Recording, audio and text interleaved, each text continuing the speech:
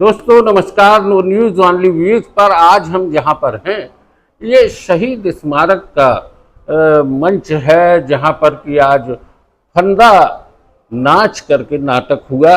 भानु भारती के निर्देशन और लेखन में और समागम रंगमंडल की ये प्रस्तुति थी। हमारे साथ हैं रविंद्र त्रिपाठी जी। हम आपका बहुत स्वागत करते हैं और पहले भी आपसे चर्चा हुई थी। फंदा नाच आपने अभी देखा, इस नाटक को लेके आप क्या कहना चाहेंगे? देखिए, कई बातें हैं। अब बहुत विस्तार से जाने का फिलहाल समय नहीं है। अति संक्षेप में दो तीन बातें मैं कहूँगा।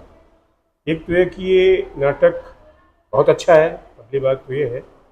लेकिन इसकी अच्छाई क्या है? दरअसल क्या है कि आज की दुनिया में हम पॉलिटिकली देखते हैं, राजनीतिक रूप से कई तरह की चीज़ें हो रही हैं और एक उसमें से दुनिया भर में हो रहा है कि नियो इम्पेरियलिज्म, नव साम्राज्यवाद, जहाँ एक देश या बड़ा देश जो होता है, कोई महादेश होता है, वो छोटे छोटे देशों पर उनका प्राकृतिक संसाधन जो है, उनके जो नेचुरल रिसोर्सेस हैं, उसको कब्जियाने की कोशिश करता है।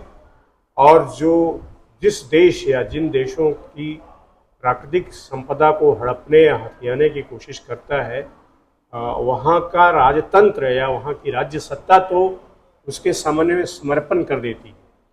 लेकिन ऐसे लोग भी होते हैं, सामान्य लोग होते हैं, जो इसका समर्थन नहीं करते हैं।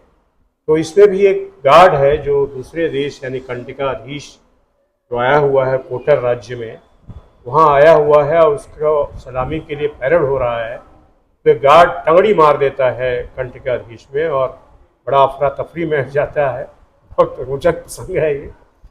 लेकिन कुल मिलाकर के ये इसका संदेश ये है कि आप पूरी तरह से लोगों को नियंत्रित नहीं कर सकते। भले ही एक देश, बड़ा देश, दूसरे छोटे देश के राजसत्ता को अपने कंट्रोल में ले ले, लेकिन आम जनता नहीं होती। और इसमें तो आम जनता के साथ साथ जो पक्षी हैं, जो चिड़ियाएँ हैं, जो बर्ड्स हैं, वो भी एक सामान्य व्यक्ति का साथ देते हैं जो टंगड़ी मारता है। तो एक मेटाफर है, एक फैंटेसी है। और इसमें साथ साथ और सबसे बड़ी बात यह है कि इसमें एक पॉलिटिकल कमेंट्री है, पॉलिटिकल मैसेज है। दोस्तों इस नाटक में एक दो कुछ संवाद ऐसे हैं जिन पर बात करना भी जरूरी है। जैसे झूठ और फरेब की दुनिया में सच कहानी बन जाता है, ये वो जिस तरीके से बोलता है मुख्य कलाकार। और इसके बाद वो जो फंदा नाच है, आखिरी का जो दृश्य आता है, जिसमें वो पूरे तरीके से, और एक और मैसेज जाता है कि जब लोग बोलना छोड़ देते हैं तब परिंदे भी चहचहा उठते हैं और अपने हक के लिए, जंगल बचाने के लिए खड़े हो जाते हैं।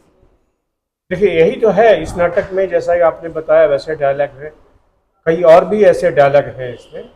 और उस हिसाब से अगर आप देखें तो इस नाटक के अलग अलग संवादों की भी एक लंबी चौड़ी व्याख्या हो सकती है और होनी चाहिए भी।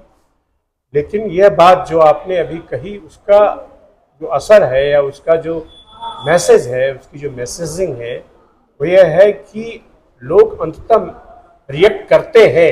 एक ही व्यक्ति करता है, पर उसके साथ सारा प्रकृति सत्ता आ जाती है।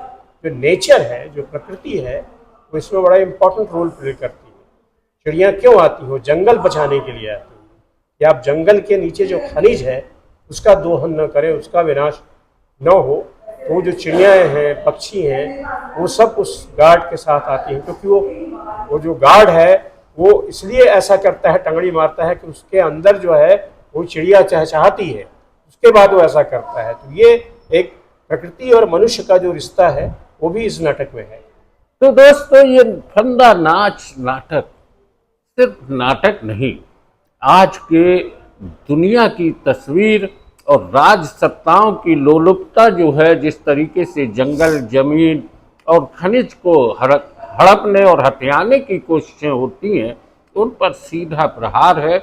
और परिंदों की तरीके से, परिंदों की मौजूदगी बताकर जिस तरीके से प्रतीकों में बात कही गई, निश्चित तौर पर दुनिया में एक व्यक्ति भी अगर सच के साथ खड़ा होगा तो पूरी प्रकृति उसके साथ होगी। आज की चर्चा यहीं तक। फंदानाज दोस्तों, आप जब भी देखें जरूर से देखें। और रविंद्र त्रिपाठी जी, बहुत बहुत धन्यवाद। आपने नो न्यूज ऑनली व्यूज पर चर्चा की और आगे भी हम आपसे ऐसे मुद्दों पर बात करते रहेंगे। बहुत अच्छा।